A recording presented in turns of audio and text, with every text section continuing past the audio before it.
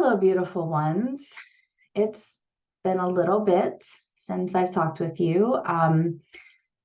I came across a pretty important realization for myself today, and I thought I would share it just to see if there's anyone else out there that might resonate with it, because I feel like I'm unraveling some pretty important information for myself, right? And sharing is caring. So here I am. That's the way I always look at it.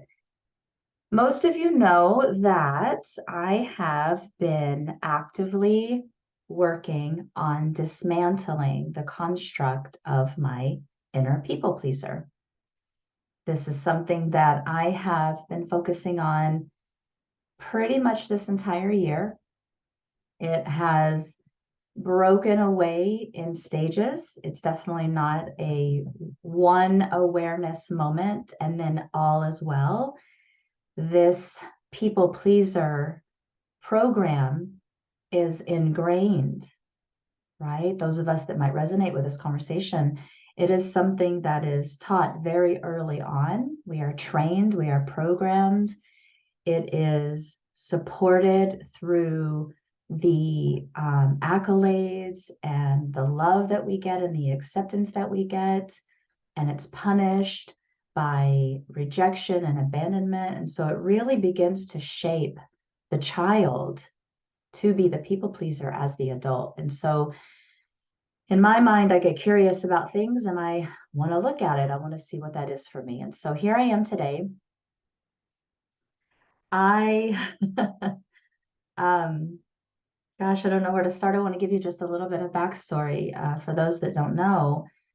I have found this pattern in my life where I love my work so much that I get very blinded by it. I get swept up in it, and I tend to work myself to exhaustion. It's very easy for me to miss it because I love it so much. Before I know it, I'm near emotional collapse or physical collapse, and I have to take time off to recuperate, and then I get back in the game. And this is something that I think is pretty natural for people. I mean, if we're not careful, we'll do that in any way of our life. We do that with family. We do that even with our hobbies and our passionate obsessions. Like we can really lose ourselves in it, right? But for me, it ties into the people pleaser as well because I love my work so much. I get lost in wanting to help others and yes, please others. And so again, this year has been the dismantling of that. So here I am, I'm finding myself in this last couple of months, again, in an emotional and physical and even spiritual collapse. I was sick for 2 weeks. I have shut down just about every part of my business I can shut down. And I've pulled away and I have been resting. I've been taking this time to heal and recuperate and reevaluate who I want to be in the coming months, right? As we recognize what's not working, we want to reevaluate and see who we want to be as we move forward. Okay. So as I have been sitting in that,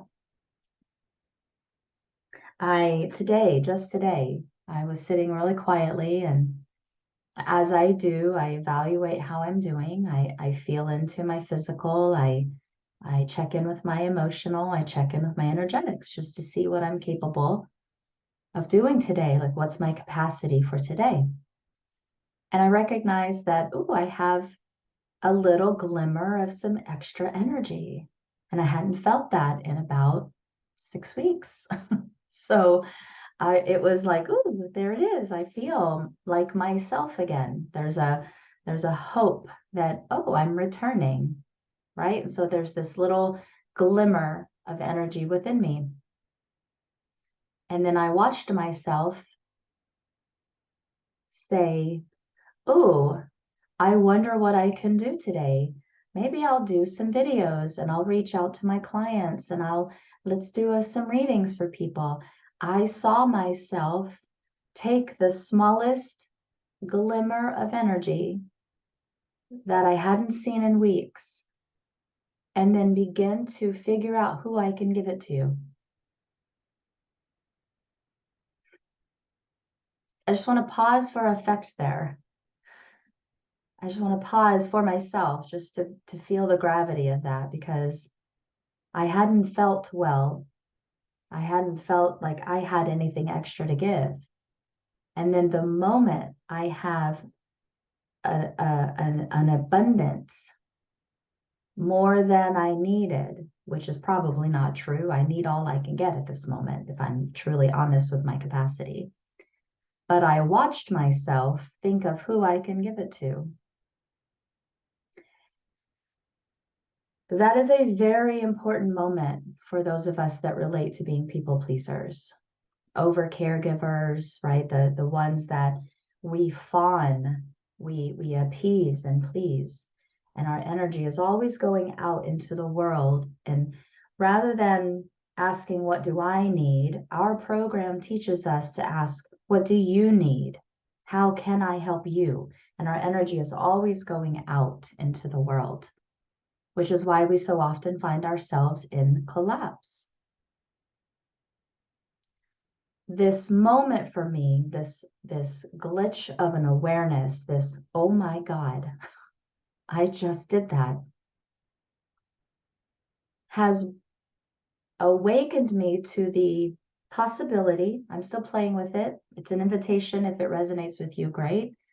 But it's awakened me to the possibility that we people pleasers use our energy as currency to buy back affection, acceptance, safety.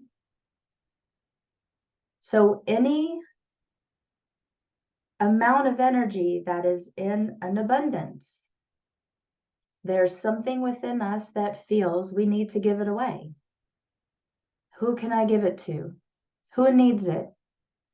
Because I don't need it, right? That's what we're taught as people pleasers. If there's an insurging amount of energy, right, more than what is necessary for survival, right? If there is an amount that is more than needed, we need to give it away. Who needs it? Because somewhere in that training, there's a subconscious message, or sometimes it's even said in these many, in so many words, that we aren't worthy and we should be ashamed for keeping it to ourselves. It's greedy and it's wrong to have more than we need. And so as people pleasers, our energy, our awareness, our attention is always going out. Who needs something? Can I help you? What do you need? And so any amount of abundance that we have, more than we need, right? We give it away. And I saw that in myself today. I saw that reaction in myself. Instantly thinking about, what can I do? I can do videos, I can do readings. Oh, I'm going to plan this. Okay, I'm going to do that. And I haven't had any to spare until this moment. So I think the invitation I want to offer anyone that is seeing themselves in this conversation is to sit with that overabundance, to keep it. I am going to challenge myself today to keep this to myself. And even just saying it, I can feel my nervous system is uncomfortable. I can feel how my programming thinks that is wrong. It feels selfish. Because then the thoughts come in of, well, think of how many people you've let down because you've taken time off. You need to touch back with them and make sure they're okay. So this battle starts tugging into my system, as we're unlearning these spaces,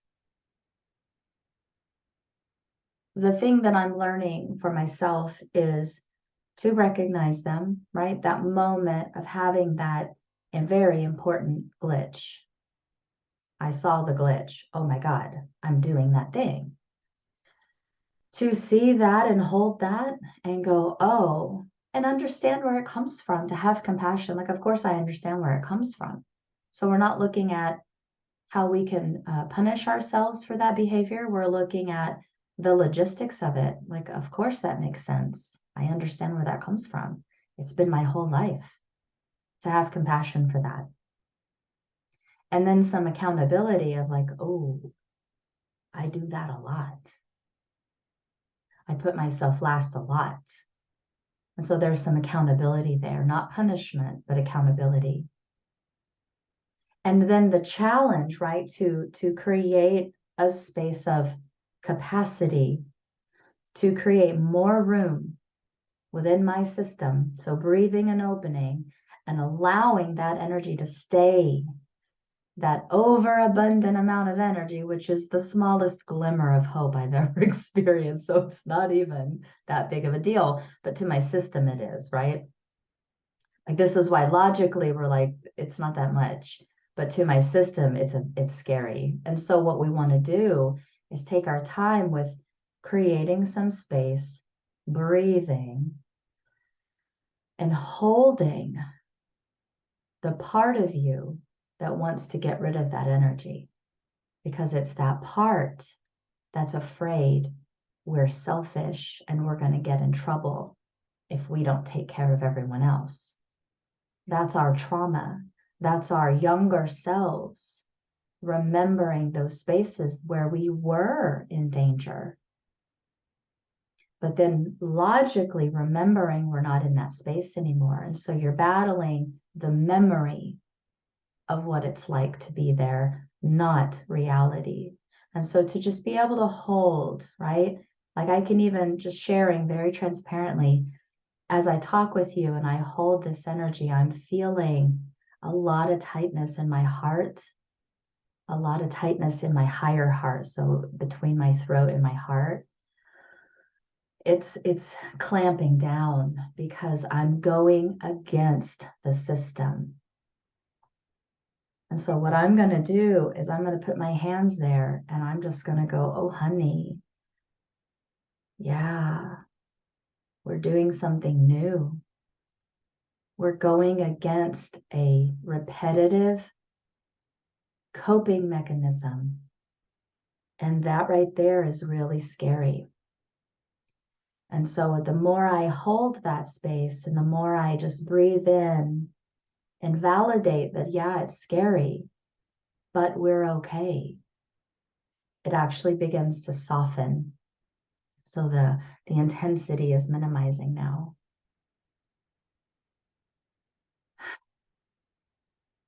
I'm going to be sitting with this a little bit longer because I feel like I'm just pulling a thread of something very important. And the moral of the story, the thing to take away, the thing that I'm going to be sitting with, is a people pleaser uses their energy, their time, their energy, their love, their ability, right? Their talents. We use them as currency to buy acceptance. And even as I say that, I feel the fucking weight of that truth. Ooh.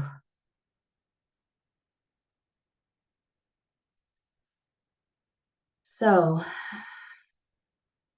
I just wanted to share that. It feels important to even just document it for myself because I'm in the middle of it. So it just feels important to add some posterity to this and record it for myself. I hope it resonates with other people because I feel like it's important for us to give ourselves the space to no longer use our our existence, the energetic existence that we are, as currency to be loved and accepted. Because in the end, the people pleaser will always end up empty-handed. It doesn't actually buy it. It's a temporary coping mechanism for safety. It's not real. So if you'll take a nice big breath with me, right? Just really acknowledging whatever is activating in you, putting your hands there, honoring it, understanding it. It makes sense, but also giving it comfort. We're not in that same situation anymore. It's okay. I've got you. I'm just letting it know. I've got you.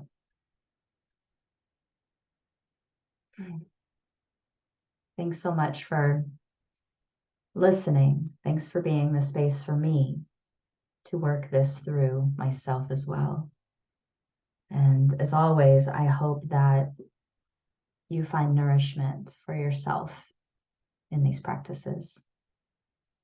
Be well.